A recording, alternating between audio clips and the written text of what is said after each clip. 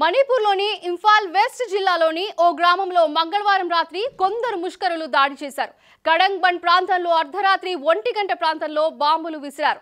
గ్రామస్తులు కూడా ఎదురు దాడికి దిగారు. అయితే ఎవరికి గాయాలు అయినట్లు సమాచారం లేదు. మణిపూర్లోని ఈ తాజా సంఘటన సీఎం బిరెన్ సింగ్ క్షమాపణ ప్రకటన చేసిన కొన్ని గంటల తరువాతే జరిగింది. రాష్ట్రంలో హింసాత్మక ఘటనలు, ప్రాణ నష్టం జరిగినందుకు బిరెన్ సింగ్ మంగళవారం క్షమాపణలు చెప్పిన విషయం తెలిసిందే. దీనిపై కాంగ్రెస్ నేత జైరాం రమేష్ ప్రధాని మోదీ మణిపూర్ ఎందుకు వెళ్లడం లేదని ప్రశ్నించారు.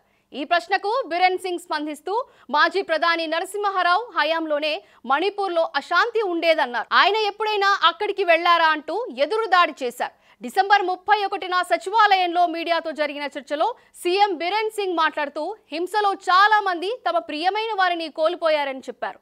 చాలా మంది ఇళ్లు వదిలి వెళ్లిపోయారు. నన్ను నిజంగా క్షమించండి, నేను క్షమాపణ చెప్పాలనుకుంటున్నాను అంటూ చెప్పారు. కాగా మణిపూర్లో మే 2023 నుండి అక్టోబర్ 2023 వరకు 408 కాల్పుల ఘటనలకు నమోదయ్యాయి. కాగా మణిపూర్లో మే 2023 నుండి అక్టోబర్ 2023 వరకు 408 కాల్పుల ఘటనలు నమోదయ్యాయి. నవంబర్ 2023 నుండి ఏప్రిల్ 2024 వరకు 345 సంఘటనలు జరిగాయి. మే 2024 నుండి 112 సంఘటనలు నమోదయ్యాయి.